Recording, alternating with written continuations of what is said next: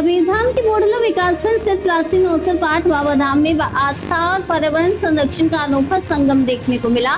ग्राम पंचायत गंडई खुर्द के आशिक ग्राम खुरमुंदा स्थित धाम में आयोजित परिक्रमा कार्यक्रम में हजारों श्रद्धालु शामिल हुए। श्रद्धालुओं ने 7 किलोमीटर लंबे दुर्गम पहाड़ी रास्ते की कठिन पैदल परिक्रमा पूरी की। इस दौरान मध्य क्षेत्र के मंदिर अर्चक पुरोहित प्रमुख चंद्रशेखर वर्मा ने कहा कि प्रकृति की रक्षा और समाज में समरसता भी जीवन का महत्वपूर्ण हिस्सा है।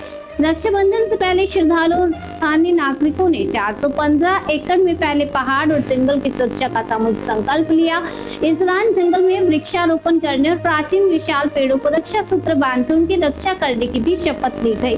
परिक्रमा के दौरान श्रद्धालुओं ने सामूहिक रूप से हनुमान चालीसा का पाठ किया। आयोजन समिति की ओर से हजारों श्रद्धालुओं के लिए भोजन भंडारे की भी व्यवस्था की गई।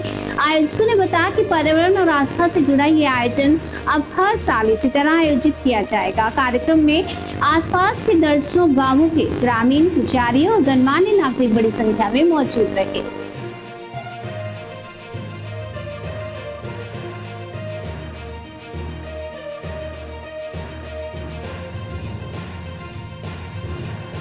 बोलो अवसर पाठ धाम की जय, सुत हनुमान की जय, भारत माता की जय।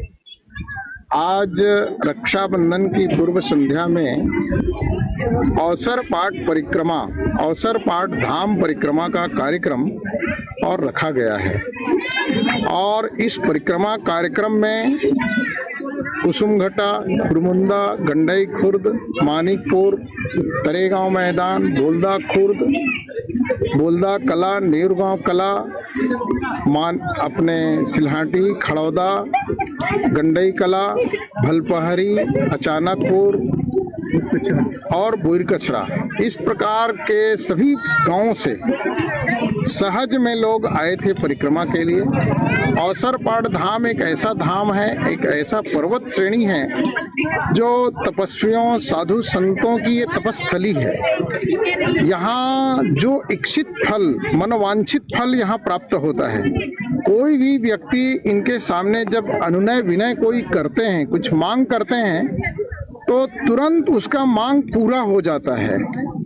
जो कहते हैं अवसर पाठ बाबा, बस मैं आपके शरण में हूँ, आपको 2 नारियल चढ़ाऊंगा, भेंट करूंगा, मेरा अमुक नुकसान हो गया है, ये ठीक होना चाहिए, वो मेरा भूल गया है, मेरा गाय चला गया, बकरी चला गया, मेरा और कुछ नुकसान हुआ है, आप खबर करेंगे।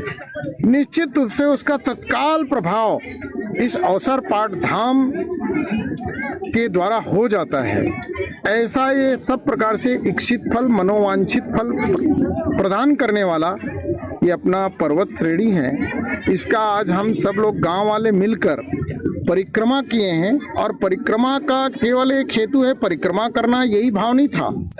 इस भाव के आधार पर हम इस भाव का भी जागरण करना चाहते हैं कि सारे गांव के लोग संकल्प लें कि हम इस पर्वतमाला में 415 एकड़ की जमीन इस परिसर में है और 415 एकड़ में एक भी पौधा हम छुएंगे नहीं, नुकसान नहीं करेंगे, पेड़ पौधे को बचाएंगे, पत्थर को भी बचाएंगे, कोई भी प्रकार का नुकसान नहीं करेंगे। इसकी रक्षा करना हम सब लोगों का दायित्व है, कर्तव्य है।